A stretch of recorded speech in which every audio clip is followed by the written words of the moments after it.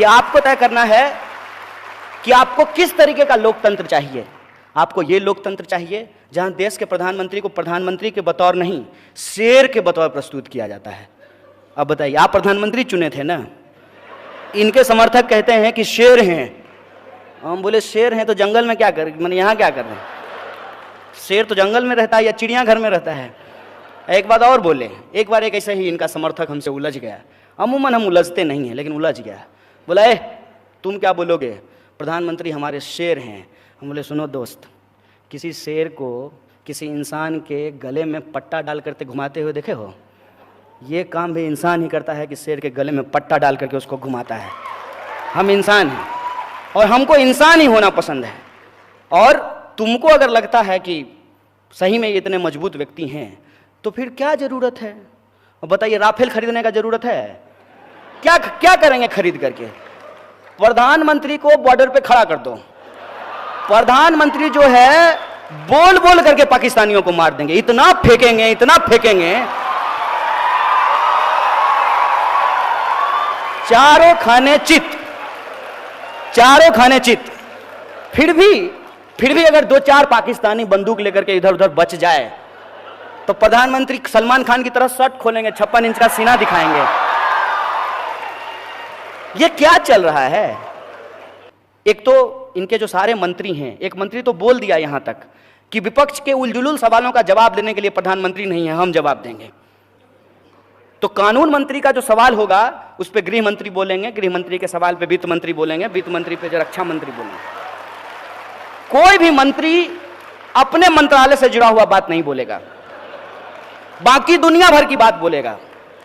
मेरे जो है एक मित्र ने हमको एक दिन इनबॉक्स किया, बोला कि एक भाजपा का स्पोक्स पर्सन आता है, डॉक्टर कहता है अपने आप को, तो बोला उससे पूछिएगा कि 2 जोड़ 2 बराबर कितना होता है, तो पहले चेक करेगा कि कांग्रेस के वक्त में कितना होता था। अरे तब भी 4 होता था, अब भी 4 होता है और आगे भी 4 होगा, इसमें क्या दिक्कत है? हर बात के लिए बात को गुमराह कैसे करना है। तो वित्त मंत्री के बचाव में आई भाजपा, और भाजपा ने कहा कि नहीं, उस दिन तो वित्त मंत्री पार्लियामेंट गए ही नहीं थे। एक लाल बहादुर शास्त्री थे, वो रेल जो है ट्रेन नहीं चला रहे थे, ट्रेन जो है ट्रेन का ड्राइवर चला रहा था। लाइनमैन का काम है लाइन चेक करना, लेकिन रेल मंत्री ने जिम्मेवारी लेते हुए कहा कि हम इस्तीफा देंगे क्योंकि हम रेल मंत्री हैं, हमारे राजकाज में रेल की दुर्घटना हुई है। रोज रेल दुर्घटना हो रही है, और मैं आपको विश्वास दिलाना चाहता हूं कि आपको रेल मंत्री का नाम भी याद नहीं होगा, क्योंकि कोई भी मंत्री अपना काम करेगा तब तो उसका नाम आपको याद रहेगा। अब देश का प्रधानमंत्री जो है वो विदेश मंत्री का काम कर रहा है, दुनिया घूम रहा है।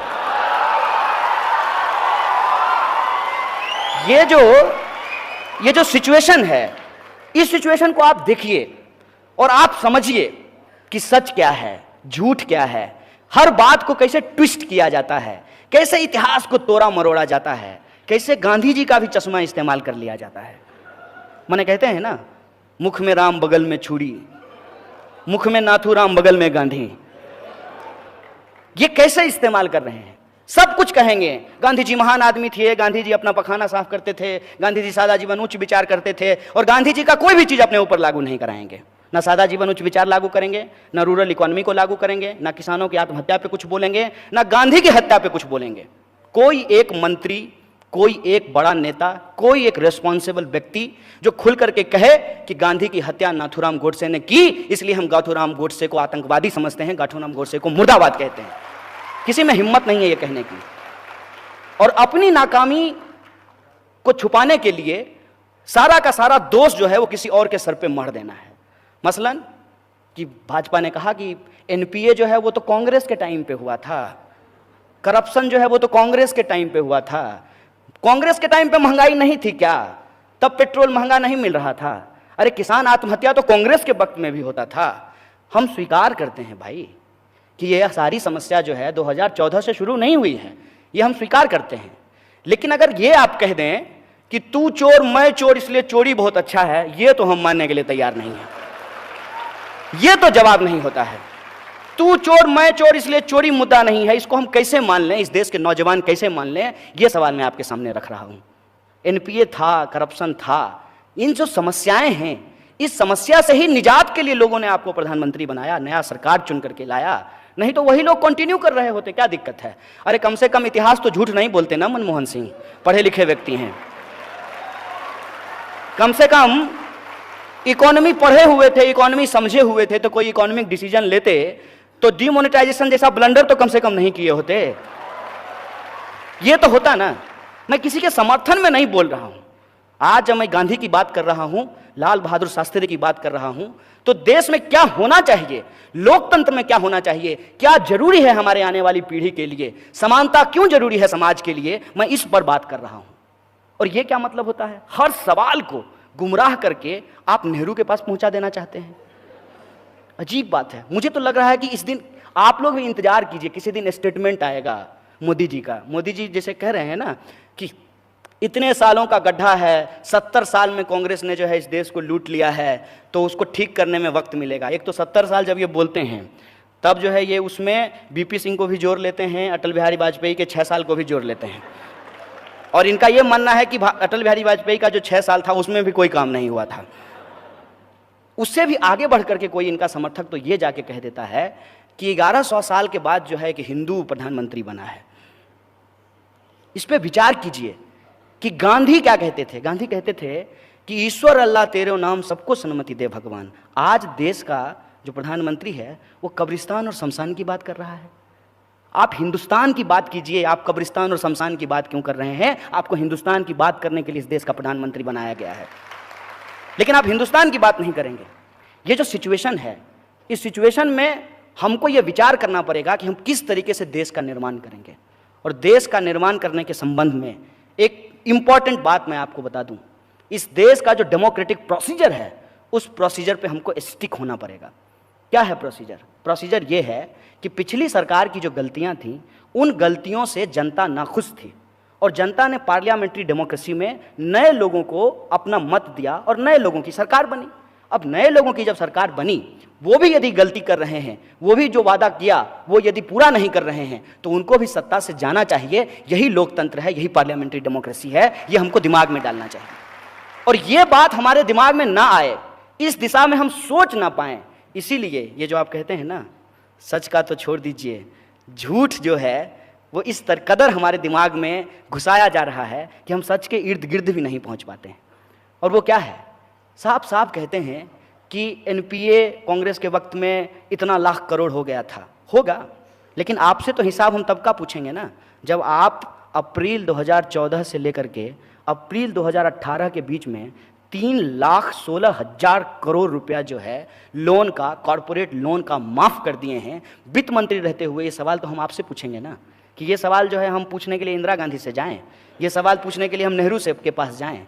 ये प्रश्न है। और ये सवाल जब आप पूछेंगे तो साफ साफ आपको कह दिया जाएगा कि कांग्रेस ने जो गलती की है उसकी वजह से आज जो भी समस्या है वो देश जूझ रहा है।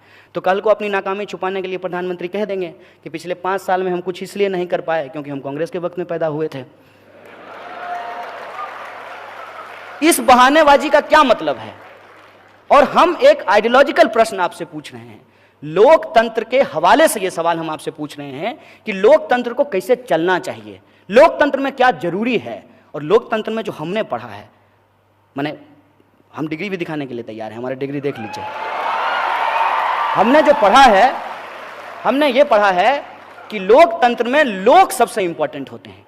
और आज लोग के सवाल को अलग अलग तरीके से गुमराह किया जा रहा है। बुनियादी सवाल क्या है? बुनियादी सवाल यह है कि देश के भीतर शिक्षा में बजट कटौती क्यों की जा रही है। यदि इस देश के गरीब लोग नहीं पढ़ेंगे, इस देश के आम आवाम नहीं पढ़ेंगे, इस देश में महिलाओं को शिक्षा नहीं मिलेगी, तो देश आगे कैसे बढ़ेगा? सबसे बुनियादी चीज़ है शिक्षा। शिक्षा में लगातार बजट कट किया जा रहा है। जो किसान हैं, जो सबके लिए अनाज पैदा करते हैं, सबका पेट भरते हैं, प्रधानमंत्री जी के लिए भी मशरूम वही उगाते हैं, किसान ही उगाते हैं, वो किसान आत्महत्या कर रहे हैं। ये सवाल है। मजदूरों को उनकी न्यूनतम मजदूरी नहीं मिल रही है। आए दिन सफाई कर्मचारी गटर में उतर करके जहरीली गैस से मर जा रहे हैं।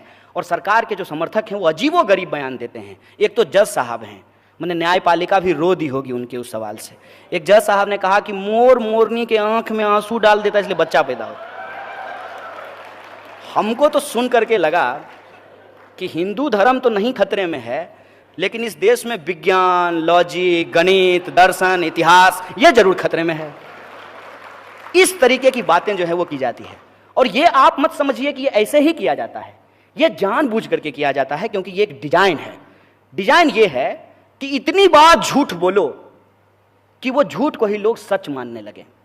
और इसीलिए ये बात आज बार बार बोली जा रही है कि politics is all about perception. No man, politics is just not all about perception. Politics is all about perspective, that is more important, that we have to understand. और पर्सपेक्टिव क्या होता है? पर्सपेक्टिव ये होता है कि देश में यदि इनइक्वलिटी है, डेमोक्रेसी नहीं बची रहेगी। और उस इनइक्वलिटी को टिकाए रखने के लिए ये कम्युनलिज्म, कास्टिज्म, पेट्रियार्की, ये अलग अलग तरह के जो रिग्रेसिव स्ट्रक्चर हैं सोसाइटी के, उसको दोबारा मजबूत किया जाएगा, उसको दोबारा ठीक किया जाएगा। किसान मर रहे हैं और उसको बीमा देने वाली कंपनी को मुनाफा पे मुनाफा होता जा रहा है, और प्रधानमंत्री कह रहे हैं कि किसानों की आय को हम दोगुना कर देंगे। कैसे कर देंगे? किताब लिखे हैं, गांधी ने भी किताब लिखी थी हिंदू स्वराज, तो उन्होंने बताया कि कैसे जो है रूरल इकोनॉमी को स्ट्रेंथन करना चाहिए, उनके पास विचार थे। इन्होंने भी एक किताब लिखी है, पता नहीं इनका है कि नहीं है, हमको नहीं मालूम। वो किताब में कहते हैं कि कचरा उठाने में आध्यात्मिक सुख मिलता है। अगर आध्यात्मिक सुख मिलता है तो सारे मंत्री को सुबह उठ करके मंदिर जाने के बजाय गटर में डुबकी लगाना चाहिए। ये क्या है? ये है झूठ, इसको कहते हैं झूठ। खुलेआम झूठ बोलिए, देश की इकोनॉमी बर्बाद हो जाए, रूरल इकोनॉमी बर्बाद हो जाए, और आप कहिए कि हम स्मार्ट सिटी बनाएंगे। अब सिटी स्मार्ट कैसे होता है हमको समझ में आज तक नहीं आया है। हम तो इंसान ही स्मार्ट होता है, ये आज तक नहीं समझ में आया कि स्मार्ट इंसान किसको कहते हैं। और यह जो स्मार्टनेस है, यह स्मार्टनेस टीवी पे बिकता है, झूठ बिकता है। जो दिखता है सो बिकता है, झूठ दिखता है और झूठ बिकता है। स्मार्ट बनाने के लिए क्या होता है? फेयर एंड लवली लगाइए, स्मार्ट हो जाइएगा। क्रीम लगाने से लोग स्मार्ट होता है, तो ऐसा करेंगे क्रीम हम भैंस को लगा देंगे, भैंस भी स्मार्ट हो जाएगी। लॉजिकली सोच करके हमको बताइए कि क्या ये सचमुच गांधी का देश है? और जब तक हम इक्वलिटी को एस्टेब्लिश नहीं करेंगे सोसाइटी में, देश मजबूत नहीं हो सकता है। और देश में इक्वलिटी को एस्टेब्लिश करने के लिए आज जरूरत इस बात की है कि जो कॉर्पोरेट मोनोपोली है, उस कॉर्पोरेट मोनोपोली को ब्रेक करके इस देश के भीतर जो छोटे छोटे इंटरप्रेन्योर्स हैं, जो स्मॉल स्केल इंडस्ट्रीज में काम करने वाले लोग हैं, जो मीडियम स्केल इंडस्ट्रीज में काम करने वाले लोग हैं, उनको हमको प्रमोट करना पड़ेगा। आप विचार करके बताइए कि 35,000 करोड़ रुपया लेकर के नीरव मोदी भाग गया। 35,000 करोड़ रुपया यदि इस देश के इंजीनियर्स को दिया जाता तो वो इस देश में एक बेहतरीन इंडस्ट्रियल सेटअप कर सकते थे, नया रोजगार क्रिएट कर सकते थे। आप सोच करके बताइए कि 3 लाख करोड़ से ज्यादा कर्ज माफी जो कॉर्पोरेट की जा रही है, और किसानों को जो 10 पैसा माफ किया जा रहा है, वो यदि किसानों को माफ किया जाए, उनको प्रमोट किया जाए, तो वो ऑर्गेनिक फार्मिंग करके पूरी दुनिया में जो इंडियन प्रोडक्ट्स हैं उसको लेकर के कॉम्पिटिटिव जो पोजीशन है उसमें वो जा सकते हैं, उसमें जीत सकते हैं, और वर्ल्ड मार्केट में भारत के जो उत्पाद हैं वो एक दबदबा कायम कर सकते हैं। कौन पैदा करता है घी? कोई घी पैदा नहीं करता है, कोई जो है लीची पैदा नहीं करता है, कोई आम पैदा नहीं करता है, कोई आलू पैदा नहीं कर रहा है। इन तमाम चीज़ों को करके हमारे किसान आगे बढ़ सकते हैं। इसके साथ साथ इस देश के भीतर महिलाओं ने अलग अलग वक्त पे ये साबित किया है कि अगर उनको अवसर मिलेगा तो वो फाइटर जेट उड़ा सकती हैं। इस देश के भीतर सच में अगर मेक इन इंडिया को ईमानदारी से लागू किया जाए, स्किल इंडिया को यदि प्रमोट किया जाए, लेकिन ये सारी बातें जुमले हैं, इसको अगर सच में लागू कराया जाए तो देश का एक बेहतर भविष्य हो सकता है। और जुमला मैं इसको क्यों कहता हूं? मैं इसलिए इसको जुमला कहता हूं कि आप कहते हैं स्किल इंडिया। स्किल इंडिया में इंजीनियर से ज्यादा स्किल किसके पास होगा? प्रत्येक साल हमारे देश में 5 लाख से ज्यादा इंजीनियर पैदा होते हैं, और टोटल जॉब क्रिएशन है वो 1 से लेकर के 1.5 लाख के बीच में है। यदि इन 5 लाख इंजीनियरों को, इस ह्यूमन रिसोर्स को, इस स्किल्ड लेबर को देश के निर्माण में इस्तेमाल किया जाए तो एक बेहतरीन और मजबूत भारत का निर्माण हो सकता है। और मेक इन इंडिया की हकीकत क्या है? मेक इन इंडिया की हकीकत मैं आपको बताता हूँ। HAL, हिंदुस्तान एरोनॉटिकल्स लिमिटेड, ये भारत की कंपनी है। उसको आपने राफेल बनाने का काम नहीं दिया, क्योंकि वो आपको चुनाव में चंदा नहीं दे सकता है, आप हेलीकॉप्टर पे नहीं घूम सकते हैं, इसलिए आपने उसको ठेका नहीं दिया है। ये जो देश की स्थिति है, इस देश में हमको एक ऐसे इकोनॉमिक मॉडल की जरूरत है जिसमें गांधी की मीमांसा को शामिल किया गया। हमको एक ऐसे राजनीतिक मॉडल की जरूरत हो जिसमें लाल बहादुर शास्त्री की राजनीतिक नैतिकता को शामिल किया जाए। और हमको एक ऐसे इक्वल भारत का निर्माण करना है जिसमें भगत सिंह और अंबेडकर की इक्वलिटी के पोजीशन को उसमें इंडोर्स किया जाए, उसको इंपोज किया जाए। इस तरह के इकोनॉमिक मॉडल को, इस तरह के पॉलिटिकल मॉडल को, इस तरीके के सोशल मॉडल को हम लोगों को एस्टेब्लिश करना पड़ेगा कि अगर आप समाज को परिवर्तित करना चाहते हैं तो एजुकेशन सबसे पावरफुल वेपन हो सकता है। इसीलिए जब हम 1% equal to 1 vote equal to 1 value की बात कर रहे हैं, तो इस देश में यदि महिला और पुरुष का वोट वैल्यू एक है, इस देश में यदि अंबानी के बच्चे का और आपके बच्चे का वोट वैल्यू एक है, तो इस देश में आपका बच्चा भी उसी स्कूल में पढ़ेगा जिस बच्चे में अंबानी का बच्चा, जिस स्कूल में अंबानी का बच्चा पढ़ता है। ये लड़ाई आज हमारे सामने है। और ये जो कॉमन एजुकेशन सिस्टम है, इस कॉमन एजुकेशन सिस्टम को एस्टेब्लिश करके, रूरल इकोनॉमी को आगे बढ़ा करके, सत्य और निष्ठा की परंपरा को मजबूत करके ही हम गांधी के सपनों का देश बना सकते हैं। और उस तरफ में हम जब आगे बढ़ेंगे, ईमानदारी से उसके लिए संघर्ष करेंगे, यही गांधी को सच्ची श्रद्धांजलि होगी। इन्हीं शब्दों के साथ आप तमाम लोगों का शुक्रिया अदा करते हुए अपनी बात को खत्म करूंगा। शुक्रिया।